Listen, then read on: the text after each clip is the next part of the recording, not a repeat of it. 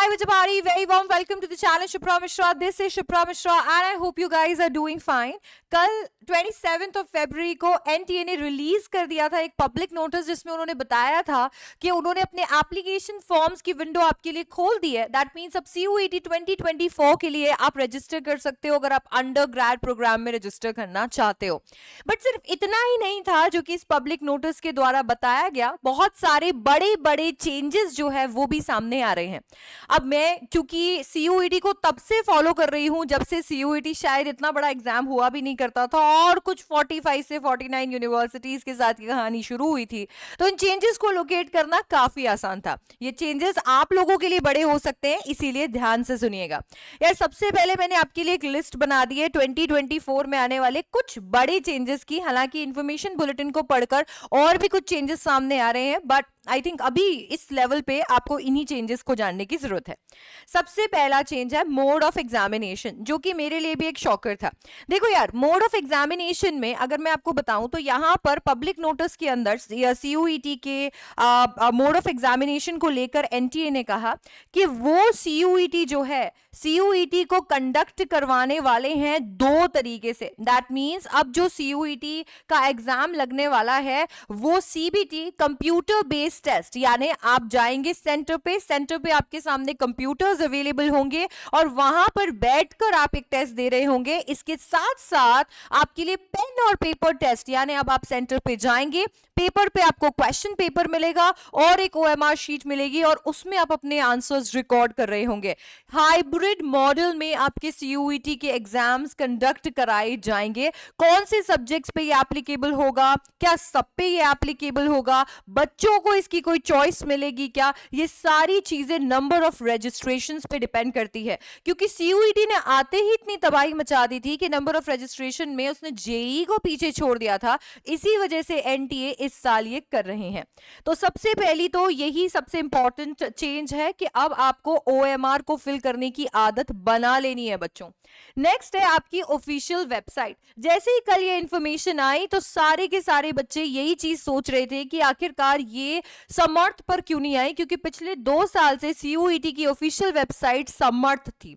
अब यहां पर इस पब्लिक नोटिस के द्वारा बता दिया गया है कि CUET के लिए एक नई वेबसाइट आपके लिए खोल दी गई है.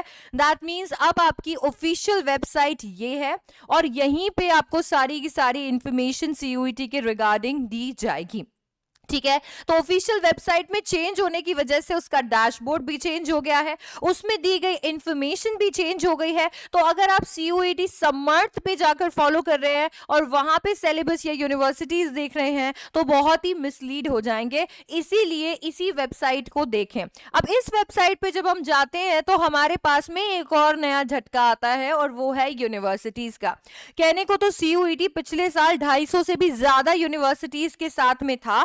दैट मीन्स उन यूनिवर्सिटीज में एडमिशन लेने के लिए आपको CUET लिखना पड़ता.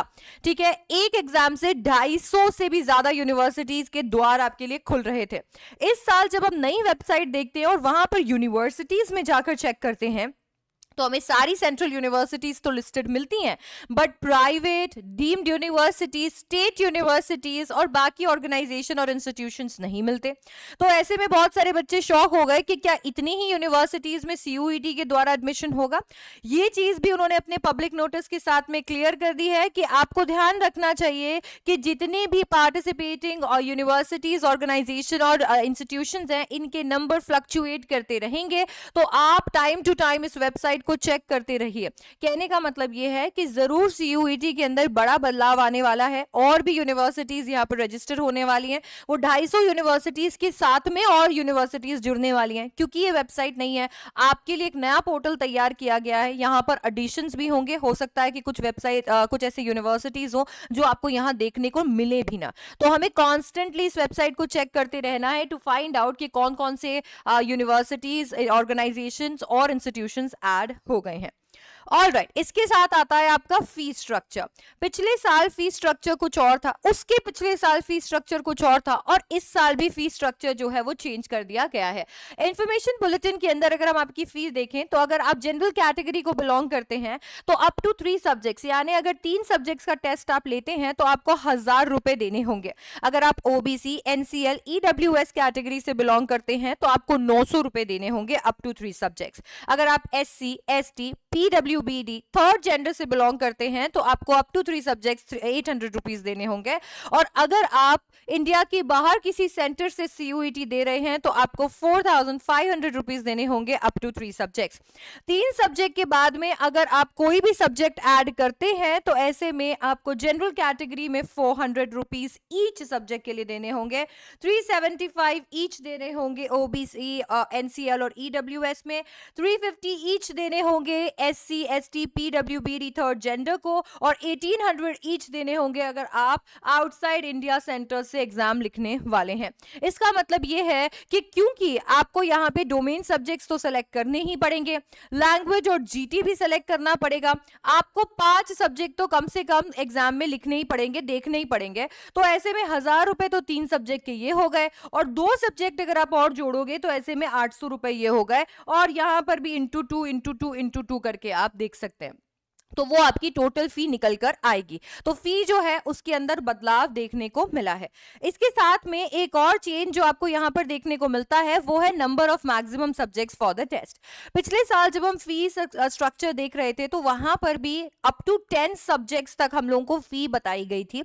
इनफैक्ट उससे पहले भी अप टू 9 सब्जेक्ट्स आप सेलेक्ट कर सकते थे और उनमें टेस्ट दे सकते थे। इस बार ये जो नंबर है 5 to 6 सब्जेक्ट्स पे आकर रुक गया है, और 6 सब्जेक्ट जो है वो एक्चुअली मैक्सिमम है जो कि आप सेलेक्ट कर सकते हैं, यानी कि आपको यहाँ पे 6 सब्जेक्ट से ज्यादा सेलेक्ट नहीं करने दिया जाएगा। और ये जो 6 सब्जेक्ट्स हैं, इन 6 सब्जेक्ट्स में एसेंशियली आपकी लैंग्वेज होनी चाहिए, ठीक है, एसेंशियली लैंग्वेज होनी चाहिए। अब जैसे ही हमारे सामने सिलेबस निकल कर आएगा तो हमें पता चल जाएगा कि इंग्लिश को जो एलिजिबिलिटी क्राइटेरिया बनाकर अभी इतने सालों से हम चल रहे थे वहां पर भी कोई चेंज आया है या नहीं, बल्कि इंग्लिश ऑफ कोर्स एक ऐसा सब्जेक्ट है, इंग्लिश और हिंदी ऐसा सब्जेक्ट्स हैं, लैंग्वेजेस हैं जो कि मैक्सिमम यूनिवर्सिटीज, सेंट्रल यूनिवर्सिटीज मांगती ही हैं, ठीक है, या तो इंग्लिश या हिंदी। इंग्लिश एसेंशियली, अगर आप किसी स्टेट यूनिवर्सिटी की बात कर रहे हैं तो वहां पर वो वर्नाकुलर लैंग्वेज मांगेंगे, ठीक है। तो एक लैंग्वेज एसेंशियली आपके पास में होनी चाहिए, 1 से 2 लैंग्वेजेस आपके पास में हो सकती है। इसके एडिशन के अंदर आपके पास में 3 डोमेन सब्जेक्ट्स हैं, तो ये जो 3 डोमेन सब्जेक्ट्स हैं, इन 3 डोमेन सब्जेक्ट्स को आप यहां पर जोड़ लीजिए। तो अगर आप यहां पे 2 लैंग्वेजेस लेते हैं और 3 डोमेन सब्जेक्ट्स लेते हैं तो 5 सब्जेक्ट तो आपके यहीं पे हो गए। इसके साथ में आप जीटी भी लेंगे, क्योंकि बहुत सारी यूनिवर्सिटीज के लिए जीटी कंपलसरी है, और बहुत सारे यूनिवर्सिटीज अब इसे कंपलसरी करने वाले हैं, जैसे कि हम लोगों को दिख रहा है। तो एक जीटी भी आ जाएगा, तो ऐसे में ये 6 सब्जेक्ट्स पूरे हो जाएंगे। कुल मिला के 6 टेस्ट आप मैक्सिमम दे पाएंगे ये कॉम्बिनेशन के साथ में, जिसमें आप 2 लैंग्वेजेस ले सकते हैं, 3 डोमेन सब्जेक्ट्स और 1 जीटी ले सकते हैं। अगर आप 1 लैंग्वेज लेंगे तो 5 सब्जेक्ट, और यहां पर भी आप कहीं 1 सब्जेक्ट इंक्रीज कर पाएंगे। टोटल 6 सब्जेक्ट्स में अब आप सीयूईटी का टेस्ट लिख सकते हैं, एंड दैट्स इट। ये है कुछ ऐसे बड़ी चेंजेस जो कि आपको मदद भी करने वाले हैं, इनको ध्यान में रखोगे तो आपके फॉर्म फिलिंग के अंदर।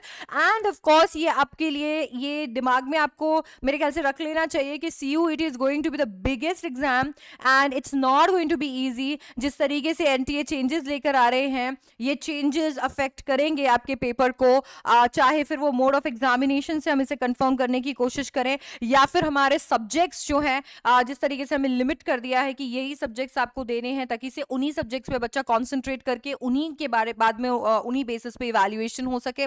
तो प्रोसेसेस जो है वो हो सकते हैं कि चाहे वो एप्लीकेशन प्रोसेस हो, उसके बाद में चाहे आपका एग्जामिनेशन प्रोसेस हो, उसके बाद में रिजल्ट के बाद में आपका नॉर्मलाइजेशन प्रोसेस हो, इन सब में बदलाव देखे जा सकते हैं। तो आपको ऑफिशियल वेबसाइट के साथ जुड़े रहना है, और जुड़े रहना है इस चैनल के साथ में, जहां आपको CUET से रिलेटेड सारी लेटेस्ट अपडेट्स, सारे का सारा इंटरप्रिटेशन, अंडरस्टैंडिंग जो भी आपको चाहिए वीडियोस में वो दिए जाएंगे। In addition to that English language जो कि आपके लिए बहुत ही ज्यादा इंपॉर्टेंट है, अगर आप किसी भी यूनिवर्सिटी में एडमिशन लेना चाहते हैं, उसकी फुल टू प्रिपरेशन इसी चैनल पे कराई जाएगी। ये वही चैनल है जिसने इतने सारे एडमिशन पिछले 2 सालों से दिए हैं दिल्ली यूनिवर्सिटीज, बीएचयू और बड़े बड़े सेंट्रल यूनिवर्सिटीज में। तो बिल्कुल चैनल को सब्सक्राइब कर दो, वीडियो को अपने फ्रेंड्स के साथ शेयर करो और लाइक कर दो अगर वीडियो तुम्हें पसंद आया तो। मैं ऐसे ही और वीडियोस आपके लिए लाती रहूंगी। Till then bye bye, take care, I love you guys.